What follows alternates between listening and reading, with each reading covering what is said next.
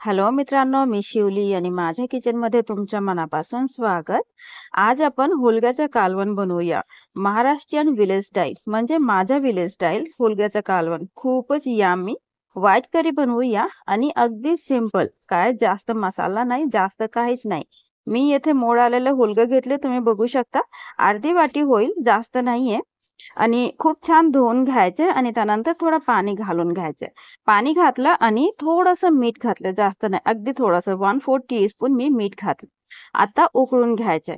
तुम्हाला जर वाटलं की प्रेशर कुकरमध्ये उकळायचं असेल तर करू शकता, काय हरकत नाही. प्रेशर कुकरमध्ये 1 शिटी येऊ द्यायचे मीडियम हीटवर. आणि इथे मी अशाच उघडच कुक करते. लगभग 15 मिनिटासाठी उकळून घेते.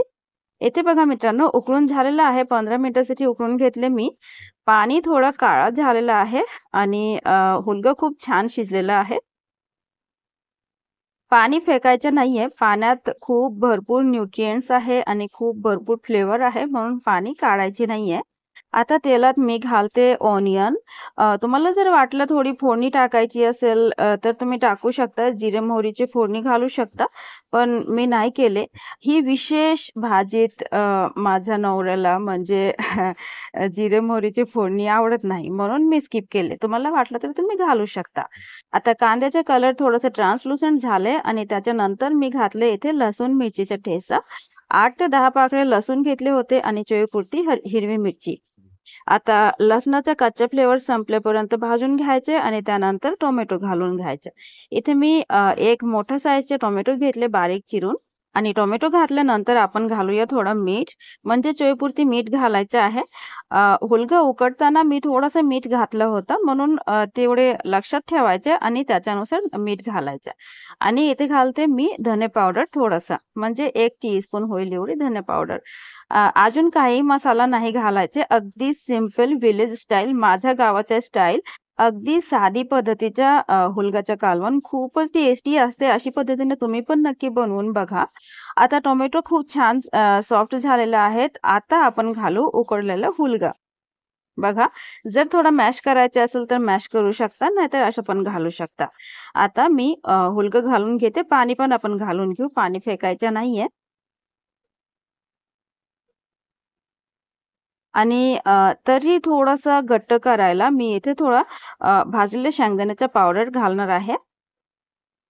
म्हणजे थोडंसं घट्ट होईल. खूप जास्त घट्ट पण आपल्याला नकोय. थोडं पातळच असते.